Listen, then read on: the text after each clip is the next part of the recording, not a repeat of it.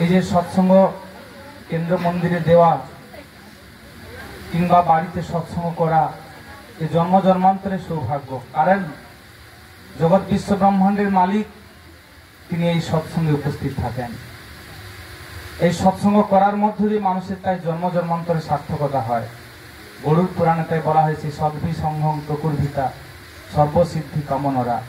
সৎসঙ্গের মধ্য দিয়ে নরগণ সর্বসিদ্ধি লাভ করে। আমরা সিদ্ধি লাভ করতে চাই জীবনে।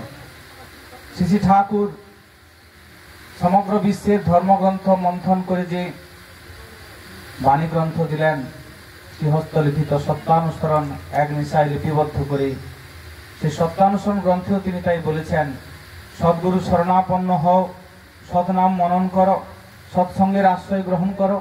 আমি নিশ্চয়ই বলছি তোমাকে আর তোমার উন্নয়নের জন্য ভাবতে হবে না।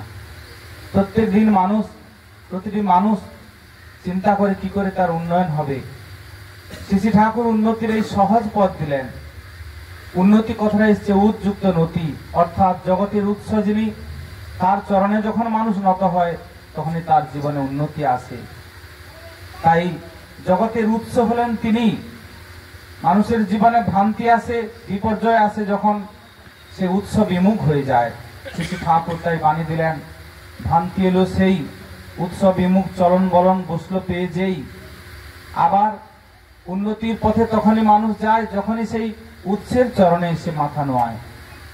তাই তো বিশ্বকবি রবীন্দ্রনাথ ঠাকুর যে কাব্যগ্রন্থ লিখে নোবেল পুরস্কার পেয়েছেন, সে গীতাঞ্জলি কাব্যগ্রন্থের প্রথম গানের প্রথম লাইনে বললেন, আমার মাথা নত করে দাও হে তোমার চলন ধুরান্তরে, সকল অহংকার আমার ডুবাও চোখের জলে। তার চরণে আমাদের মাথাকে নোয়াতে হবে। কারণ রবীন্দ্র সাহিত্যের সারোৎসার কথা হলো, যে হয় নত সে হয় উন্নত। শ্রী ঠাকুর বাণীতে বললেন, উচ্চে যারা সহজানত তারাই শ্রেষ্ঠ বংশজাত। উচ্চে অবজ্ঞা দেখবি যেথায়, হীন বংশ জানিস সেথায়। শ্রী ঠাকুর তাই বললেন বাণীতে, সেই উৎসকে অবজ্ঞা করে চললে মানুষ কিন্তু সম্পদ থেকে বঞ্চিত হয়। তিনি তাই ম্যাগনাডিক্টা গ্রন্থে একটি বাণীতে বললেন, to ignore the source is to be deprive of resource. যদি তুমি সেই সোর্সকে, সেই উৎসকে অবজ্ঞা করো তাহলে তুমি সম্পদ থেকে বঞ্চিত হবে। আর বিশ্বকবি রবীন্দ্রনাথ ঠাকুর তাই বললেন, মহাসম্পদ তোমারে লোভিব, সব সম্পদ খোয়াই, মৃত্যু লোভ অমৃত করি তোমার চরণ ছোঁয়ায়। তিনি হলেন জগতের সবচেয়ে মহাসম্পদ। তাকে পেয়েছে এই নামের মধ্য দিয়ে, ঋত্বিক-দেবতার মধ্য দিয়ে। স্বয়ং ঠাকুরই দীক্ষা দেন আমাদের, স্বয়ং ঠাকুরই আমাদের নাম দেন। সেই নামের মধ্যে স্বয়ং তিনি আছেন। বীজের মধ্যে যেমন গাছ আছে, তেমনি বীজ মন্ত্রের মধ্যে তেমনি ভগবান আছেন, ঈশ্বর আছেন। চৈতন্য চরিতামৃতে আছে তাই সন্ধিনীর সার অংশ শুদ্ধ সত্য নাম, ভগবানের সত্তা হয় যাহাতে বিশ্রাম। নামের মধ্যে ভগবানের সত্তা বিরাজিত। তাই তো শ্রী শ্রী ঠাকুর আলোচনা প্রসঙ্গে তাই বলেছেন, যে নাম সেই কৃষ্ণ, যে নাম সেই কৃষ্ণ ভজনিষ্ঠা করি, নামের সহিত আছেন আপনি শ্রীহরি। তিনি তো সেই সত্যের শ্রীহরি, তিনি তো তার রামচন্দ্র, দাপরে শ্রীকৃষ্ণ, তিনি যীশু খ্রিস্ট, হযরত রসুল, গৌতম বুদ্ধ, চৈতন্য মহাপ্রভু। চৈতন্য মহাপ্রভু এসে বললেন, এই রূপে হবে মোর দুই অবতার, মাতিব কীর্তনানন্দে মিলিত আকার।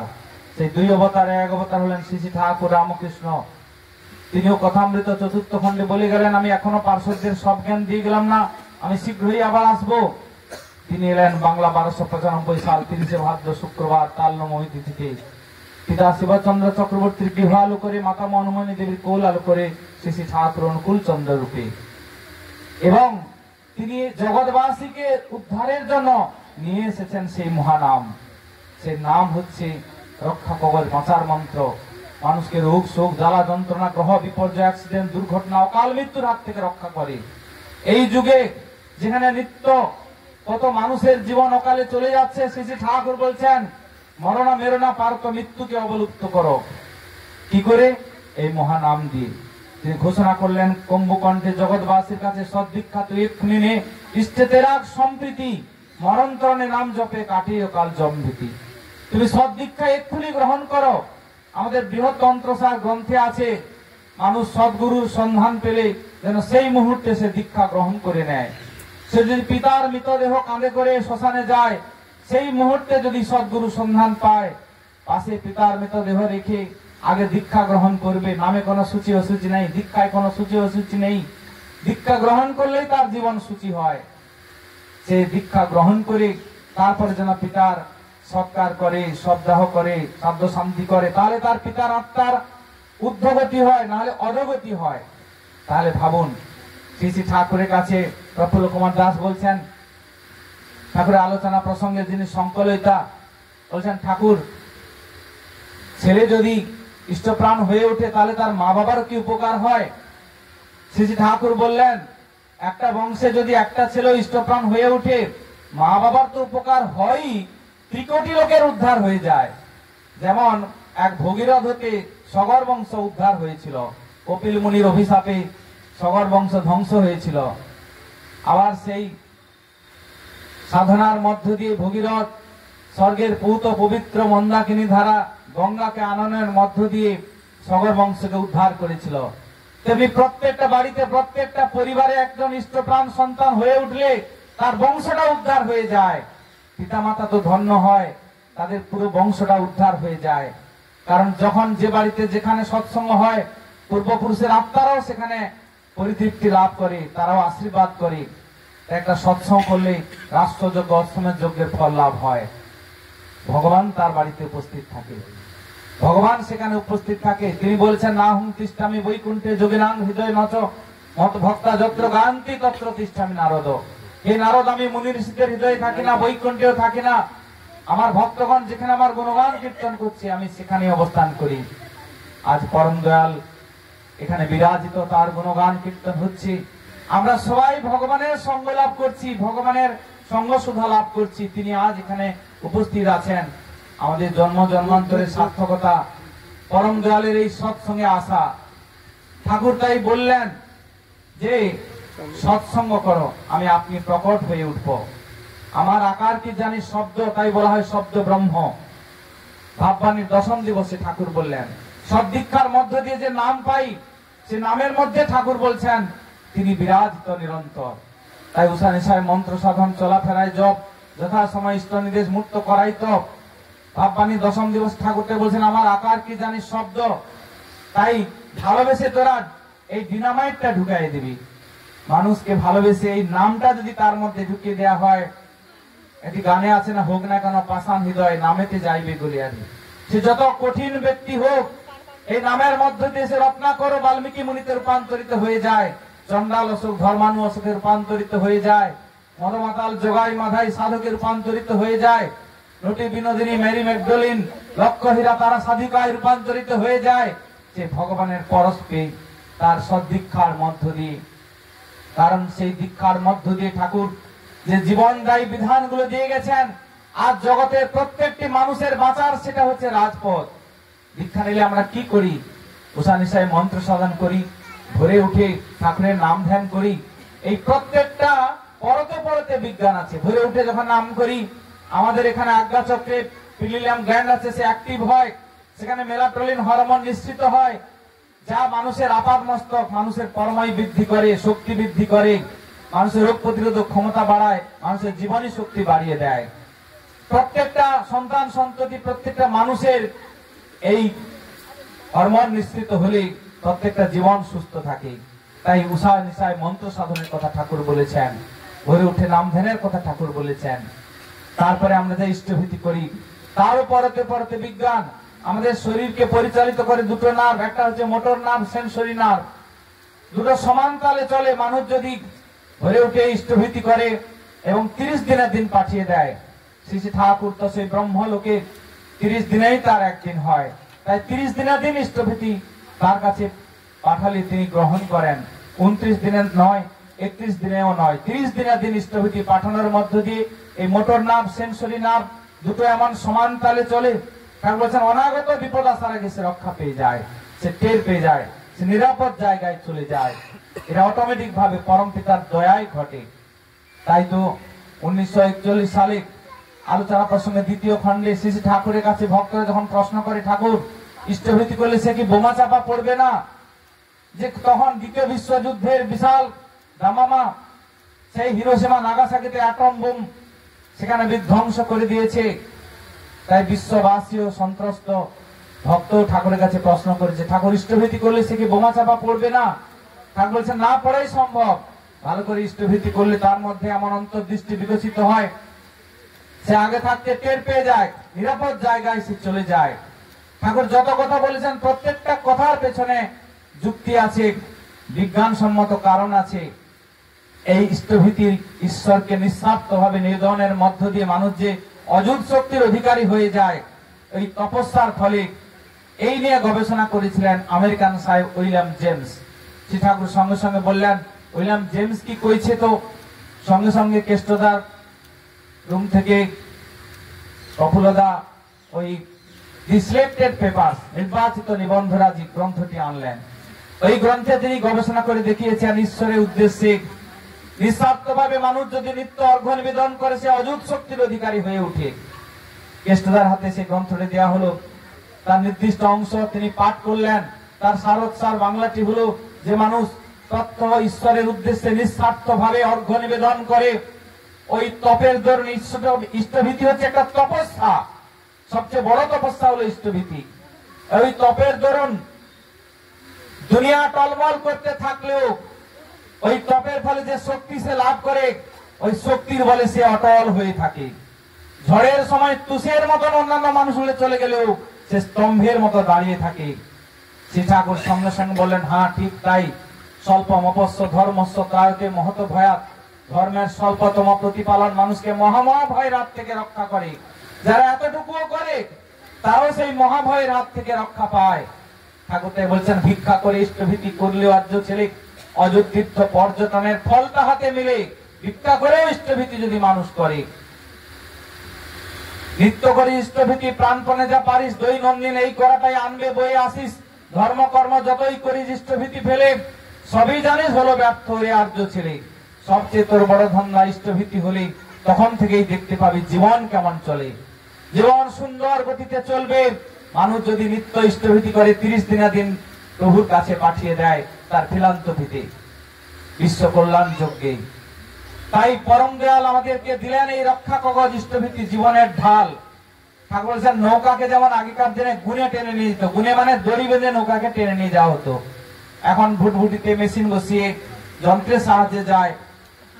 তেমনি ইষ্টভীতি করলে ভগবান তার জীবনকে টেনে নিয়ে যায় গন্তব্যে। তাই প্রত্যেক বাড়ির সন্তান সন্ততি সবার হাত দিয়ে যেন নিত্য ইষ্টভীতি করানো হয়, নিত্য প্রভুকে নিবেদন করানো হয়, তাহলে সে রক্ষা পাবে।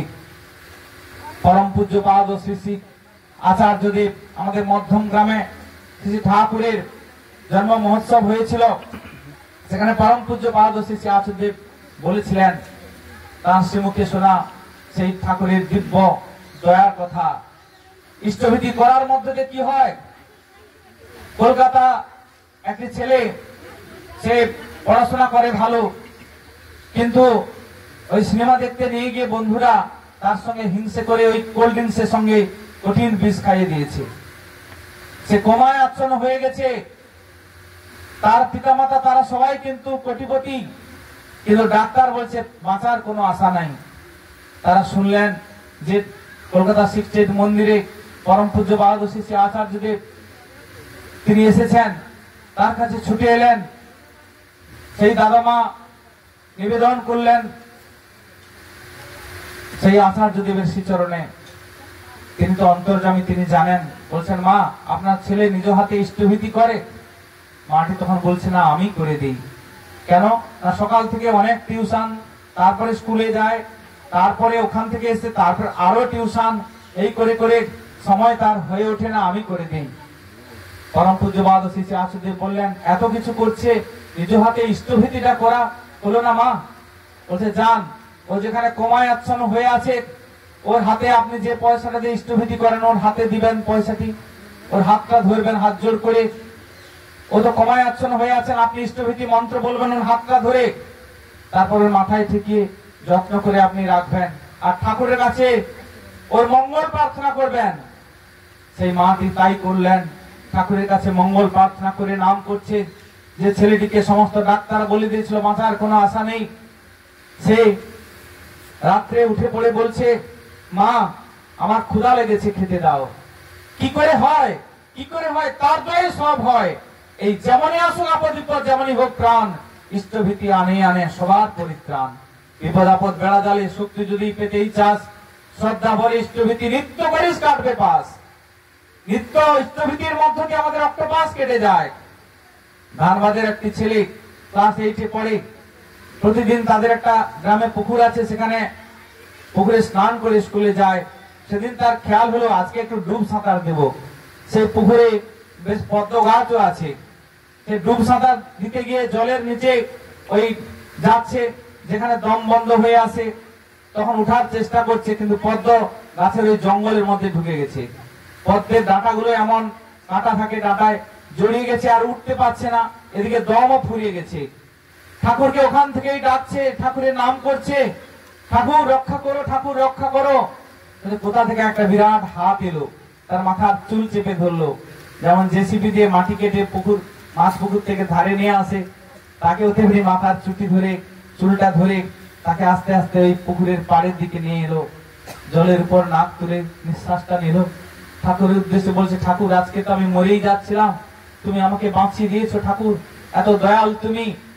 স্কুল থেকে ফেরার পথে সে পোস্ট অফিস থেকে পোস্ট কার্ড নিয়ে এলো, চিঠি লিখলো ঠাকুরের কাছে তার এই দয়ার কথা, তার যে জীবন লাভ হয়েছে নতুন করে, এবং নিচে লিখে দিলেন যে এই চিঠিটা আমার ঠাকুরের কাছে যেন পড়ে শোনানো হয়। সেই চিঠিটি পাঠ করছেন গুরু কিঙ্কর পান্ডেদা।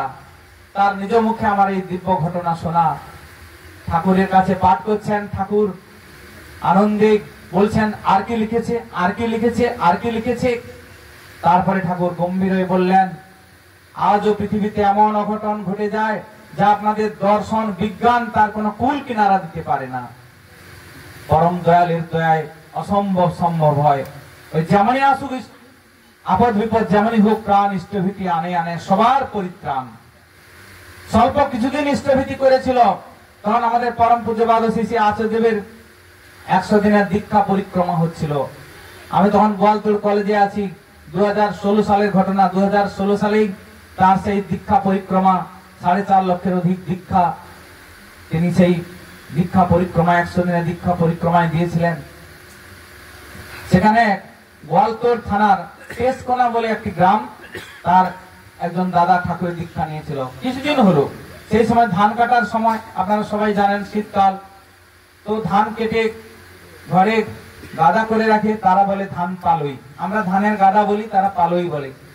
বলছে ধান পালই থেকে মনে হয় রাত্রে শুয়ে আছে, খসখস শব্দ, বলছে মনে হয় ষাঁড় এসে ওই ধান পালই থেকে ধান খেয়ে যাচ্ছে। সে ঘুম চোখে দরজা খুলে উঠে গেছে, এদিক ওদিক ঘুরে দেখছে ধানগুলো এখানে সেখানে ছড়ানো আছে, গাদায় তুলে দিয়েছে, ষাঁড়টাকে দেখতে পায়নি। গাদায় তুলে দিয়ে ঘুরে পেরেছে, দেখে না 5টা হাতি তাকে ঘিরে ফেলেছে।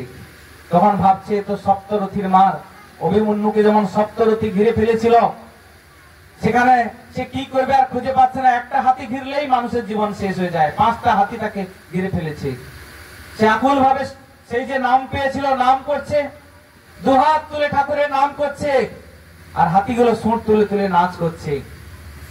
কবিরের একটি দোহা আছে, সব ঘটমে হরি হে সব গিরিসুতমে জ্যোতি, সদ্গুরু চকমকি বিনা কইছে প্রকট হতি। সব ঘটে ঘটে তিনি আছেন, সদ্গুরু নামের মধ্য দিয়ে তার প্রকট ঘটে। ঠাকুর বলছেন নাম করলে এই সংসার জঙ্গলে মেলা জুজু আছে, সাপ বাঘ ভালু কত কিছু আছে, অজ্ঞাত সারে ধরে খেয়ে ফেলে। এদের হাত থেকে পরিত্রাণের উপায় একমাত্র হরি নাম কীর্তন। নাম শুনলে এরা পালিয়ে যায়, নাম শুনলে এরা বন্ধু হয়ে পড়ে, তখন আর কামড়ায় না। হাতিগুলো তাই বন্ধু হয়ে তার চারপাশে ঘুরছে শত্রু তুলে। এ আকুল ভাবে দুহাত তুলে ঠাকুরের নাম করে যাচ্ছে, আর হাতিগুলো তার চারপাশে ঘুরছে। ঘুরতে ঘুরতে ঘুরতে ঘুরতে আবার দল বেঁধে তারা সারি দিয়ে চলে গেল। চারিদিক যখন ফাঁকা হয়ে গেল, গোটা শরীর ঘর্মাক্ত হয়ে গেছে, বাড়িতে এসে বলছে আমাকে জল দাও, জল দাও, জল দাও। জল খেয়ে বলছে কি হয়েছে, বলছে একে জল দাও, জলটা খেয়ে নি। খেয়ে বলছে আজকে আমি সাক্ষাৎ মৃত্যুর হাত থেকে রক্ষা পেলাম, আমি পরম দয়াল শ্রী ঠাকুর অনুকূল চন্দ্রের সেই সৎ দীক্ষা পেয়েছিলাম বলে এই কয়েকদিন মাত্র ইষ্টভীতি করেছি, আর এই নাম করার মধ্যে দিয়ে আমি রক্ষা পেলাম। 5টা হাতি আমাকে ঘিরে ফেলেছিল। আদ্যপান্ত সব ঘটনার বাড়িতে বলল। এই হচ্ছে ঠাকুরের দয়া। তাই ঠাকুরের ইষ্টভীতি, তাই তো আমাদের নিত্য ইষ্টভীতি যাতে আমরা করতে পারি, ঠাকুরের নাম যারা পেয়েছিল তারা যাতে ইষ্টভীতি পরায়ণ হয়ে উঠে। কারণ ইষ্টভীতি থেকে দূরে আছে মানে তার দীক্ষা বেঁচে নাই। ঠাকুরের একটি বাণী আছে, ইষ্টভীতে দীক্ষা বাঁচে, শরীর বাঁচে কর্মে, সদাচারে সমাজ বাঁচে, জীবন বাঁচে ধর্মে। তাই তাদের দীক্ষাকে বাঁচিয়ে দেওয়ার জন্যই তো তাদেরকে পরম পিতার সঙ্গে সংযুক্ত করার আশীর্বাদ আমাদের করলেন পরম পূজ্য বাহাদুর শ্রী আচার্যদেব, পরম পূজ্য বাহাদুর শ্রী অবিন্দ দাদা, এই দ্বিতীয় আশীর্বাদ। আমরা সেই দাদা মা ভাই বোন যারা প্রভুর নাম পেয়েছিল তাদের লিস্ট অনুযায়ী খুঁজে খুঁজে তার বাড়ি যত যাব তাদেরকে মঙ্গলের পথে আনবো, আমরাও মঙ্গলের অধিকারী হয়ে উঠবো। কারণ শ্রী ঠাকুর বলছেন, অপরের মঙ্গল কামনাই নিজ মঙ্গলে প্রসূতি। সবারে বড় করবি যত, তত বড় হবি তুই। বড় হওয়ার একটাই পথ, একটি ছাড়া নয় গো দুই। আমার কলেজ মুখবেড়িয়া গঙ্গাধর মহাবিদ্যালয়, ওখানে এক বাড়িতে সৎসঙ্গে গেছি। এক মা এসেছে, যার বাড়িতে সৎসঙ্গ, সে মাটি বললেন যে এই মার বাড়িতে একবার যেতে হবে। অনেক আগে তারা নাম পেয়েছিল, এদেরকে ঠাকুরের পুনঃস্মরণ করাতে হবে, ঠাকুরের ইষ্টভীতিটা শুরু করতে হবে। তখন আমি বললাম, মা এসেছে, মাকে আগে করাই, মাকে সব বুঝিয়ে তাকে আবার পুনঃস্মরণ করিয়ে ইষ্টভীতি শুরু করলাম। মায়ের বাড়ি গেলাম, ওনার স্বামীও তারা ইষ্টভীতি করলো, পুনঃস্মরণ হয়ে গেল। তার ছেলেরাও হলো, বৌমাও নাম নিতে বাকি ছিল, বৌমারও সদ্দীক্ষা হলো। বলছে আমার প্রত্যেক মাসে 5,000 টাকা করে ওষুধে যায়। আজকে ওষুধ, কালকে ওষুধ, কুল কিনারা দিশেহারা হয়ে যাচ্ছি। ওই ইষ্টের চেয়ে থাকলে আপন ছিন্ন ভিন্ন তার জীবন। ইষ্ট থেকে যখন বিচ্ছিন্ন হয়ে যায় আমাদের জীবনও ছিন্ন ভিন্ন হয়ে যায়। তাই আবার সংযুক্ত হলো, ঠাকুরের নাম সবাই গ্রহণ করে ইষ্টভীতি করলো, সকাল সন্ধ্যা প্রার্থনা করলো। যারা 2 বেলা প্রার্থনা করে তারা আমার চোখে চোখে থাকে। তাই তো এইবারে ঋত্বিক কনফারেন্সে পরম পূজ্যপাদ অবিন্দ দাদা আমাদের বললেন, প্রত্যেক সৎসঙ্গ কেন্দ্রে 62 পরিবারের নাম লিস্ট থাকবে। তারা এসে এই মন্দিরে এসে প্রত্যেকদিন সকাল সন্ধ্যায় প্রার্থনা করবে। 62 পরিবার কেন, 31 দিন মাস হয়, তাকে ডবল করলে 62 হয়।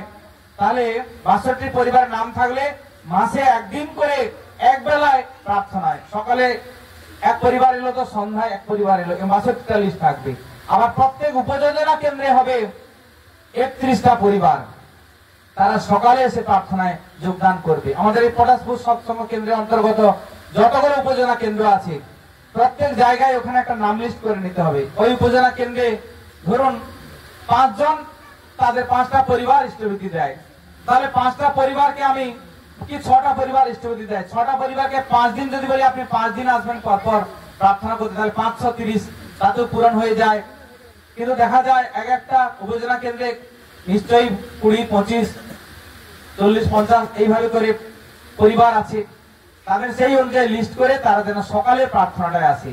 6টা পরিবার হলেও 5 দিন করে এলে তাহলে কিন্তু 30 দিন পূরণ হয়ে যাচ্ছে, সকালে প্রার্থনায় যোগদান করবে। যার বাড়িতে উপজেলা কেন্দ্র তার বাড়ি তারা তো আছেন, সেই সঙ্গে আরেকটি করে পরিবার প্রত্যেকদিন সকালে প্রার্থনায় আসবে। আর সৎসঙ্গ কেন্দ্রে আসবে 62 পরিবার থেকে সকালে প্রার্থনা এবং সন্ধ্যায় প্রার্থনা। এই যে প্রার্থনা, ঠাকুরের যারা 2 বেলা প্রার্থনা করে তারা আমার চোখে চোখে থাকে। ভগবানের চোখে চোখে থাকার উপায় হলো এই সকাল সন্ধ্যা প্রার্থনা। ঠাকুর বাণী দিলেন, যেথায় থাকি হুঁসটা বেহুশ করতে সন্ধ্যা প্রার্থনা, কবি তাতে কর্ম নিপুণ শক্তি পাবে বর্ধনা। জাতির জন্য মহাত্মা গান্ধী তাই বলছেন যে প্রার্থনা করতে পারলে অনেক আগে আমি পাগল হয়ে যেতাম। যাদের জীবনে প্রার্থনা নেই তাদের জীবনে বর্ধন নেই। জাতির জন্য মহাত্মা গান্ধী কথা বললেন।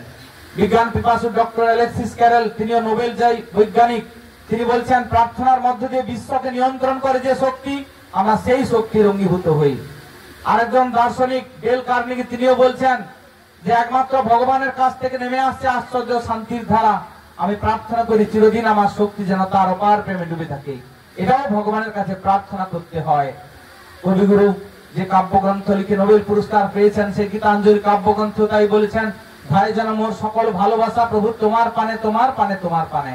তার প্রতি আমাদের ভালোবাসা ধাবিত হলে কি হয়, ওই গানের পরবর্তী লাইনের মধ্য দিয়ে বলছেন, যাই যেন মোর সকল বাধা কেটে প্রভু তোমার টানে, তোমার টানে, তোমার টানে। তার প্রতি আমাদের টান থাকলে সমস্ত বাধা কেটে যায়। ঠাকুর বাণীতে বললেন, ইষ্টি চলন থাকলে যদি তো রুখবে না তো দুর্গতি, দুর্গতি সব দুর্গ হয়ে আনবে জয়ের উন্নতি। দুর্গতি সব দুর্গ হয়ে তার জীবনে জয়ের উন্নতি নিয়ে আসে। ওই ইষ্টি চলন থাকলে মানুষের জীবনে কোনো বিপর্যয় তাকে আটকে রাখতে পারে না। পরম পূজ্য বাহাদুর শ্রী আচার্য বলতেন, সৎসঙ্গে তার দয়ার কথা বলতি, একসঙ্গে তার দয়ার কথাই বলছি। তার দয়ার প্রত্যেকটা মুহূর্তে দয়া পাই, ওই প্রত্যেকটা করার মধ্যে যে বিজ্ঞান আছে বলে এই প্রার্থনার এত শক্তি, আমরা সেই শক্তি লাভ করি। প্রার্থনা পরে ইষ্টভীতি করি, তার এত শক্তি লাভ করি। তারপরে যে আমরা ঠাকুর প্রণাম করে গুরুজনদের প্রণাম করি, পরম পূজ্য বাহাদুর শ্রী আসতে বলছেন নাম আর প্রণাম মানুষের জীবনকে টেনে লম্বা করে দেয়। ভগবান শ্রীকৃষ্ণ রূপে তিনি বলেছেন যে শ্রদ্ধাবান লোহতে জ্ঞানম, গীতায় আছে শ্রদ্ধাবান জ্ঞান লাভ করি। তাই সকাল সন্ধ্যা যে যুগে প্রণামের চাষ উঠে গেছে, শ্রী ঠাকুর বলছেন যে পিতায় শ্রদ্ধা মায়ের টান, সেই ছেলে হয় সাম্য প্রাণ, মাতৃভক্তি অটুট যত, সেই ছেলে হয় কৃতি তত, স্বামীর প্রতি টান যেমনি ছেলেও জীবন পায় তেমনি। তিনি তাই বলছেন সকাল সন্ধ্যা ঠাকুর প্রণাম করে পিতা মাতা গুরুজনদের যেন আমরা প্রণাম করি, মায়েরা স্বামী শ্বশুর শাশুড়ি গুরুজনদের যেন প্রণাম করি, তার দেখা দেখি ছেলে মেয়েরাও সেইভাবে করবে। আমারও ঋত্বিক দেবতা বলেছিলেন প্রতিদিন তুমি এইভাবে ঠাকুর প্রণাম করে পিতা মাতা গুরুজনদের সকাল সন্ধ্যা প্রণাম করবে।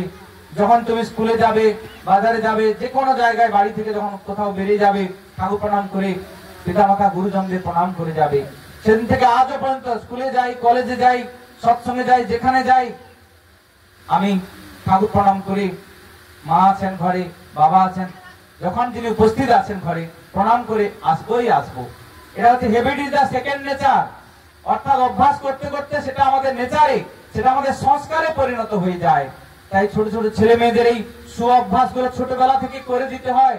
আমি ক্লাস 3 যখন পড়ি ঠাকুরের নাম পাই, এক বাড়িতে এইভাবে সৎসঙ্গ হচ্ছে, বাবা নিয়ে গেল, বলছে চলো ঠাকুরের নাম নিবে। নাম নিলে কি হয় বাবা? বাবা বলছে তার পড়াশোনা ভালো হয়, জীবনে বড় হয়, জীবনে উন্নতি করে। আমি যে বাড়ির ছেলে, সত্যি আমার মাধ্যমিক পাস করার কথা নয়, ঠাকুরের দয়ায় মাধ্যমিক পাস হলো। মাধ্যমিকের পর পড়াও বন্ধ হয়ে গেল, বাড়িতে বলছে আর পড়াতে পারবো না। 1 বছর পড়া বন্ধ, ঠাকুরের কাছে নাম করি আর কাঁদি। ঠাকুর নামের মধ্যে আছেন, নাম করলে আকুল ভাবে তিনি আমাদের সঙ্গে কথা বলেন। ঠাকুর ভাব বাণীতে বলছেন sound of A call must rich me because I am sound. তোমার নামের দ্বারা শব্দ আমাকে পৌঁছাতে বাধ্য করে, কারণ আমি শব্দ। ঠাকুর জয়রাধে গানে বললেন নামই পরম ব্রহ্ম, জীবেরই মূল ধর্ম। নামই সেই পরম ব্রহ্ম, আমরা পরম ব্রহ্ম পরমেশ্বরকে পেয়েছি নামের মধ্য দিয়ে। আমি আকুল ভাবে নাম করি, ঠাকুরের কাছে বলি, কাঁদি, ঠাকুর আমি তোমার কথা মানুষের কাছে বলতে চাই, তোমার জন্য পড়াশোনা করতে চাই। আমার যদি পড়াশোনা না থাকে কে বা আমার কাছে তোমার কথা শুনবি? ঠাকুর আমাকে বলছেন তোমার চিন্তা কি, লোকের বাড়িতে কাজকর্ম করে পড়াশোনা করো। ঠাকুর সত্যানুসরণ বলছেন অনুভূতির দ্বারা যা জানা যায় তাই জ্ঞান। ঠাকুর আমার অনুভূতিতে তাই বললেন। তাহলে ঠাকুর আমাকে লোকের বাড়িতে কাজকর্ম করে পড়াশোনার কথা বলেছে। শুরু হলো আবার লোকের বাড়িতে চাষের কাজ, ধান কাটা, মাটি কাটা করতে করতে রেয়াপাড়ার নন্দীগ্রাম থানার ওখানে খোদামারি স্কুলে উচ্চ মাধ্যমিকে ভর্তি হলাম। সেখান থেকে পাস করে বহুতনগর থানার পাশে মুখবেড়া কলেজে ভর্তি হলাম গ্রাজুয়েশনে। আজ সেই কলেজে পার্মানেন্ট প্রফেসর হয়ে অধ্যাপনা করছি। এ হচ্ছে পরম পিতার দয়া। জীবনে চাকরি পাবো কিনা স্বপ্নের মতো ছিল। প্রথম জীবনে 500 টাকা বেতনে পার্ট টাইমের কাজ পাই। তারপরে আশুদেবের আশীর্বাদ নিয়ে প্রাইমারিতে পরীক্ষা দিয়ে নন্দীগ্রামে সোনাচূড়ায় সেখানে প্রাইমারিতে পেলাম। আবার আশুদেবের আশীর্বাদ নিয়ে 2006 সালে স্কুল সার্ভিস কমিশন পরীক্ষা দিয়ে আপনাদের এখানে কানপুর হাই স্কুলে, কানপুর শ্রীগুরু শিক্ষা নিকেতনে এখানে পেলাম হাই স্কুলে। আপনাদের সঙ্গে এত মধুর সম্পর্ক সেদিন থেকে গড়ে উঠে। প্রথমে এই সৎসঙ্গ পটাশপুর সৎসঙ্গ কেন্দ্রে এখানে আসি। আমার রীতি দেবতা মানস রঞ্জন মাইতিদা তিনি বলেছিলেন ওখানে সতীশ দা বলে আছেন দাইতলা বাজারে জয়গুরু বস্ত্রালয়, ওখানে তুমি যাবে। প্রথমে এখানেই আসি। তারপরে আমার কানপুর গ্রামে আমার এ বাবুর কানাই বাবুর বাড়িতে, কানাই মাইতিবুর বাড়িতে সেখানে থাকি। ওখান থেকে আবার স্কুল করি আর এখানেও থাকি। তার দিকে সৎসঙ্গে তখন খুব যাওয়া হয়। আবার আচার্যদেবের আশীর্বাদে আবার যখন আমার কাছে কলেজ সার্ভিস কমিশনের ইন্টারভিউ লেটার এলো, তখন এই পটাশপুর সৎসঙ্গ কেন্দ্রে পরম পূজনীয় উপদা এসেছিলেন। আমিও এলাম, নিবেদন করলাম। তিনি বলছেন এই মুহূর্তে যত শীঘ্র পারো তুমি বাবাইদার কাছে গিয়ে নিবেদন করো। তখন আমি আমার হেড স্যারকে বলে ছুটি নিয়ে চলে গেলাম ঠাকুর বাড়ি। তো পৌঁছে গেছি, দেরি হয়েছে, সকালে ট্রেন লেট ছিল। আমি ভাবছি হয়তো তিনি যদি উঠে যান সমস্যা হবে। ছুটে ছুটে যাচ্ছি, রীতিনন্দন চক্রবর্তী দার সঙ্গে দেখা হলো। আমি তখনও চিনতাম না। আমি বললাম আগে বাবাইদা বসে আছেন? বলছে কেন? আমি বলছি আমার একটা নিবেদন আছে। কি নিবেদন করবে? আমি কলেজ সার্ভিস কমিশনে ইন্টারভিউ দেবো, তার কাছে আশীর্বাদ নেওয়ার জন্য নিবেদন করতে যাব। বলছে কোন সাবজেক্ট? আমি বলছি বাংলা সাহিত্য। বলছে ঠাকুরের বিধান অনুযায়ী সাহিত্যের ডেফিনেশন কি বলতো? আমার ঠাকুরের একটা বাণী মনে পড়লো, যা পেয়ে যার সঙ্গ করে চর্চা করে যার হিত প্রেরণায় উন্নত হয় সাহিত্য সেই সার। বলছে ঠিক আছে হয়ে যাবে, তুমি যাও। তিনি বসে আছেন, ছুটে ছুটে যাও। ছুটে ছুটে গিয়ে নিবেদন করলাম, আগে কলেজ সার্ভিস কমিশনে ইন্টারভিউ দেবো, আপনার আশীর্বাদ প্রার্থনা করছি। তিনি মাথা চুলকে বলছেন যে ইন্টারভিউটা ভালো করে দাও। সে ইন্টারভিউ দিয়েই গোয়ালতোড় কলেজে পেলাম। এখান থেকে হয়ে গোয়ালতোড় কলেজে গেলাম। যখন কলেজে পেলাম, তার আশীর্বাদ নিয়ে আমার তখন মানে উদ্যম হলাম ঠাকুরের বাণী সাহিত্য নিয়ে পিএইচডি করবো। আবার আচার্যদেবের কাছে নিবেদন করলাম, আমার জীবনে যা কিছু পেও সব পাওয়াই আচার্যদেবের কাছে নিবেদন করি। বর্তমান যিনি আচার্যদেব, ইষ্টগুরু পুরুষোত্তম প্রতীক গুরু বংশধর রেতসরিয়ে সুপ্ত থেকে জানত তিনি নিরন্তর রেতধারার মধ্য দিয়ে তিনি জীবন্ত ভাবে পরম দয়াল আমার লীলা করছেন। তখন নিবেদন করলাম আমি ঠাকুরের বাণী সাহিত্য নিয়ে পিএইচডি করতে চাই। তিনি আশীর্বাদ করে জীবন চক্রবর্তী দা এবং কলকাতা বিশ্ববিদ্যালয়ের কলা ও বাণিজ্য বিভাগের মহাসচিব ডক্টর সুভাষ বন্দ্যোপাধ্যায় তাদের সঙ্গে দেখা করতে বললেন, পরামর্শ দিতে বললেন। তাদের সঙ্গে দেখা করি, পরামর্শ নিই। রাঁচি ইউনিভার্সিটিতে 2008 সালে আমি সেখানে ঠাকুরের বাণী সাহিত্য নিয়ে পিএইচডি রেজিস্ট্রেশন করি। 13তে থিসিস সাবমিশন হয়, 14তে সেই অ্যাওয়ার্ড আমাকে দেয় পিএইচডির যে ডিগ্রি। আর এক কপি থিসিস নিয়ে পরম পূজ্যপাদ ও শিশি আমাদের পূর্ববর্তী আচার্যদের পরম পূজ্যপাদ ও শিশি দাদার কাছে নিবেদন করি। সঞ্জীব মন্ডল দা একদিন এসছেন দীক্ষা পরিক্রমায়, আমাকে পুরুষোত্তমপুর মন্দির থেকে শশধরদা বললেন একটু দীক্ষার ব্যবস্থা করুন গৌতম দা। দেওঘর থেকে পূজনীয় সঞ্জীব দা এসছেন। আমাকে আগে হেড়িয়াতে আমাদের স্বর্গত ঋত্বিক দেবতা রবীন্দ্রনাথ মাইতিদার বাড়িতে ওখানে 30 জন মতো দীক্ষার ব্যবস্থা করেছিলাম। তাকেই প্রথম বললাম আমি ঠাকুরের বাণী সাহিত্য নিয়ে পিএইচডি করেছি। তখন তিনি বললেন আমার বুকে একটা ব্যথা আছে, ঠাকুর আমাকে পিএইচডি করতে বলেছিল, আমি সেটা করে করতে পারিনি, কিন্তু কেউ যদি পিএইচডি করে আমি খুব খুশি হই। তুমি ইমিডিয়েট থিসিসের একটা কপি আচার্যদেবের হাতে নিবেদন করবে। আমি বললাম আমরা তো সহসা সরাসরি যেতে ভয় পাই, আপনি যদি দয়া করে একটু সুযোগ করে দেন। বলছে এই বৈশাখের উৎসবে তুমি যাবে, আমার সঙ্গে দেখা করবে, আমি তোমাকে নিয়ে যাব আচার্যদেবের কাছে। গিয়ে দেখা করলাম, থিসিস নিয়ে গেছি হাতে, চলো। তিনি একেবারে বিশেষ লোকে লোকারণ্য ভক্তজন বসে আছে, তিনি সাইড করে করে আমাকে নিয়ে গেলেন। পরম পূজ্যপাদ শিষ্য দাদা তিনি আচার্যদেবের আসনে আসীন, তার হাতে নিবেদন করলাম। অনেক সময় ধরে তিনি পড়ছেন থিসিসটা, তারপরে আমার দিকে তাকিয়ে তার সেই প্রেম ঘন দৃষ্টিতে বলছেন খুব ভালো হয়েছে। সেই কথা শুনে আমার 5 বছরের পরিশ্রম যেন সার্থক হয়ে গেল। তারপরে কলেজ যাচ্ছি, গোয়ালতোড় কলেজ, একদিন খবর যে আপনি আসুন আপনার আশীর্বাদ আছে। তিনি সভাপতি ঋত্বিকের পাঞ্জা দিলেন এবং প্রথম টার্মে 1000 দীক্ষার আশীর্বাদ করলেন। তখন জঙ্গলমহলে গোয়ালতোড় কলেজে ওইদিকে মাওবাদীরও হাঙ্গামা চলছে, সেদিকে চট্টগ্রাম মাহাতো, কিষান যে কিষানজি বহু সমস্ত এই চলছে। সেই জঙ্গলমহলে ঘুরে ঘুরে ঘুরে ঘুরে ছাত্রদের নিয়ে যাজন করতে করতে 1000 দীক্ষা হলো। পরপর 3 টার্ম একই সঙ্গে 1000 দীক্ষার আশীর্বাদ দিলেন। তার বয়ে সব হয়। তিনি আমাদের আশীর্বাদ করেছেন প্রত্যেক সৎসঙ্গ কেন্দ্রে 62 পরিবার প্রার্থনা করতে আসবে, এটা আসতেই হবে, এটা আমাদের আশীর্বাদ। তিনি আশীর্বাদ করেছেন প্রত্যেক উপজেলা কেন্দ্রে 31টা পরিবার এসে সকালে যেন প্রার্থনা করে, আমাদের করতেই হবে, এটা আমাদের আশীর্বাদ। তিনি আশীর্বাদ করেছেন পরাশপুর সৎসঙ্গ কেন্দ্রের এসি মন্দির হওয়ার। ঠাকুরের এই কেন্দ্রে যোগান দেওয়ার মধ্য দিয়ে এই এলাকাবাসী মহা কল্যাণের অধিকারী হয়ে উঠে।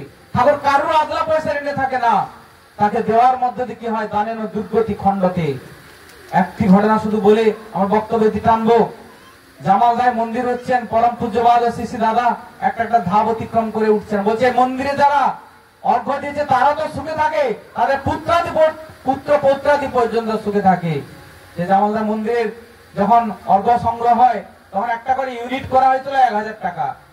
তখন 1 বিঘা জায়গার দাম হচ্ছিল 1000 টাকা। একজন রিক্সাওয়ালাকে ঋত্বিক দেবতা বলছেন দাদা আপনি একটা ইউনিট দিবেন। সে বলছেন আমাকে বলছেন না আমার পাশের কাউকে বলছেন? বলছে না না আপনাকে বলছি। বলছে আমি তো রিক্সা চাই। বলছে বাবু আপনিই পারবেন, পরম পিতার দয়ায় আপনার নামটা আমি লিখে নিচ্ছি। বলছে ঠিক আছে। বাড়িতে স্ত্রীর সঙ্গে আলোচনা করতে বলছে ভালো, আমার মাত্র 3 বিঘা জায়গা আছে, তাদের 6 মাসের খোরাকি হয় না, আবার যখন বন্যায় ডুবে যায় তখন তো কোনো মাসেরই খোরাকি হয় না, ফসল নষ্ট হয়ে যায়, কি করে হবে? তখন বলছে তুমি তাহলে 1 বিঘা জায়গা বিক্রি করে ছেলে মেয়েদের নিয়ে আমি পথে বসি। এইভাবে স্ত্রী বলতে মনটা একটু খারাপ। আর কয়েকদিন মন্দিরে আসেননি, কিন্তু রিক্সা তো আছে, রাস্তায় দেখা হয়েছে ঋত্বিক দেবতার সঙ্গে। বললেন, কি গো দাদা, আপনার যে সেই কথা ছিল আপনি একটা ইউনিট দিবেন, তাড়াতাড়ি মন্দিরে কাজ হচ্ছে, যোগান দিন। পরমপিতা আপনাদের আমাদের মঙ্গলের জন্যই এই আশীর্বাদ করেছেন, এটা তিনি আমার মধ্য দিয়ে বলেছেন, কিন্তু তিনি চাইছেন জানেন, ঈশ্বরের ডাক এসেছে তার কাছে তোর সঙ্গতি, যোগান দিয়ে ধন্য হতি, হোক দলিত দুর্গতি। মানুষের দুর্গতি খণ্ডন হয়, ঠাকুর আত্রা পয়সা কারো এনে থাকে না, এক গুণ দিলে 1000 গুণে ফিরিয়ে দেয়। শাশ্বতীগঞ্জে ঠাকুর বলছেন, ইষ্টার্থে যারা যা কিছু উৎসর্গ করে, যা কিছু নিবেদন করে, এই জীবনে ফিরে পায় 1000 গুণে, এই জীবনে আপনাকে 1000 গুণে ফিরিয়ে দিবে, পরে হয় অনন্ত জীবনের অধিকারী। সেই কথা শুনে বলছে, যা হয় হবে। আমি যখন বলেছি একবার মন্দিরে আমি দেবো, স্ত্রীকেও বলবো না, তা বলছেন ডান হাত দিলে যেন বাম হাত না জানে। তিনি সেই জায়গা বিক্রি করবেন, তার পাশে ইট ভাটা আছে, মালিককে গিয়ে বলছে গোপনে, আমার 1 বিঘা জায়গা আপনার ওই জায়গার পাশে আছে, আমি আপনাকে ওই জায়গাটা দেব, আপনি আমার জায়গাটা নেবেন, যেমন মূল্য চলছে সেইভাবে দিবেন। সে ভাবছে বেটা মনে হয় বিপদে পড়েছে, এই ফাঁকে ও 3 বিঘা জায়গা একসঙ্গে আছে, ওইটা যদি নেওয়া যায়।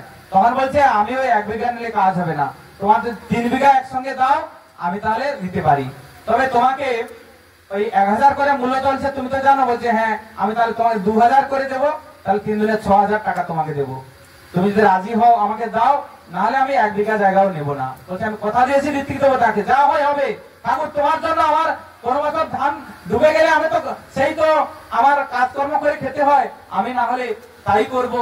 ভাববো আমার এবছর জল ডুবি হয়ে গেছে, জমি বিক্রি করে দিলেন, 1000 টাকা মন্দিরে দিয়ে সোজা, আর 5000 টাকা তিনি ব্যাংকে জমা করে এলেন।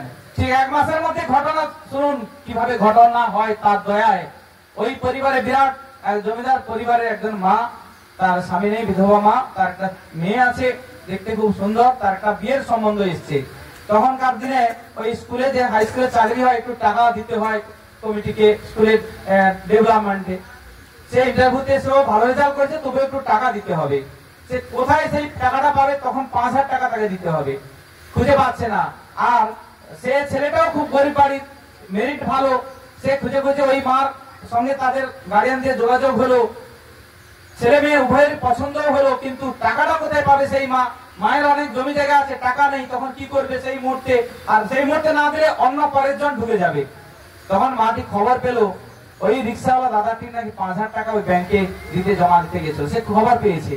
সে এসে বলছে, এই বিধবা মাটিকে তুমি উদ্ধার করো, আমার কন্যা দায় থেকে উদ্ধার করো, তার একটা চাকরির সম্বন্ধ এসছে আমার জামাতার, তুমি 5000 টাকা যদি দাও সেটা হবে।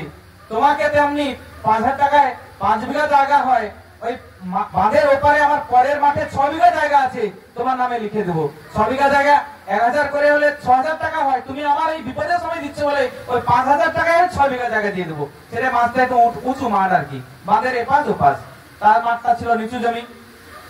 পরম পিতা তোমার ইচ্ছাই মঙ্গল, জমি রেস্টি হয়ে গেল, এবারে ধান আসবে, এই সময় তো ধান হবে, তারপরে ধান আসবে পরপর। তার স্ত্রীকে বলছে, উঠান উঠান পরিষ্কার করে রাখো, বাইদি ভাই সে বছর বৃষ্টি হয়ে তার নিচু জমির সব জমি ধান ডুবে গেছে। আর সে স্ত্রীকে বলছে, উঠান পরিষ্কার করে রাখো, ধান আসবে। বলছে, মন্দিরে গিয়ে মানে পাগল হয়ে গেছে, আর সবার জমি ধান নষ্ট হয়ে গেছে, আমাদের ধান কোথা থেকে আসবে? বলছে, দেখো না, আমি তো বলছি ধান আসবে। সত্যি যখন ধান আসছে, একের পরে ধান বোঝা আসছে বোঝা আসছে, তার স্ত্রী বলছে, কি গো, কাল লোকের জমি থেকে তুলে আনছো নাকি? বলছে, মাথা খারাপ, লোকের জমি থেকে ধান তুলে আনবো, মাঠে ধান নষ্ট হয়ে গেছে, লোক আমাকে পিঠে তো মেরে ফেলবে। বলছে, আমার নিজের জায়গা থেকে কি করে তোমার জায়গা হলো? তখন সবই বললো, শোনো গিন্নি, এই হচ্ছে পরম দয়াল শ্রী শ্রী ঠাকুর অনুকূলচন্দ্রের দয়া। আমি জীবনে রিক্সা চালিয়ে 1 বিঘা জায়গা কি 5 কাঠা জায়গা করারও মুরত ছিল না আমার, আজ তাকে আমার এই অর্ঘ্য দিয়ে মন্দিরের মধ্য দিয়ে আমার 6 বিঘা জায়গা হলো, সেই 6 বিঘা জায়গায় ভরপুর ফসল হলো। এই হচ্ছে পরম পিতার দয়া। তাই তাকে যে দেয়, দিতে যে পারে না, পাওয়া তার ঘটে না, পেতে চাস তো দিতে থাকিস, যে অবস্থায় যেমন পারিস। তাই আশীর্বাদ হয়েছে, এই আশীর্বাদের ঝর্ণা ধারায় আপনারা প্রত্যেকে বিধৌত হয়ে উঠুন, এই মন্দিরকে সার্বিক সুন্দর করে মন্দির গড়ার কাজে প্রত্যেকে অর্ঘ্য দিবেন, জন্ম জন্মান্তরে সার্থকতা হবে। পরম পিতার আতুল চরণে এই প্রার্থনা জানিয়ে আপনাদের সবার সর্বাঙ্গীন মঙ্গল প্রার্থনা করে, এই গ্রামবাসী, দেশবাসী, বিশ্ববাসী সবার সর্বাঙ্গীন মঙ্গল প্রার্থনা করে আমার ইষ্ট বসমতি টানছি। জয়।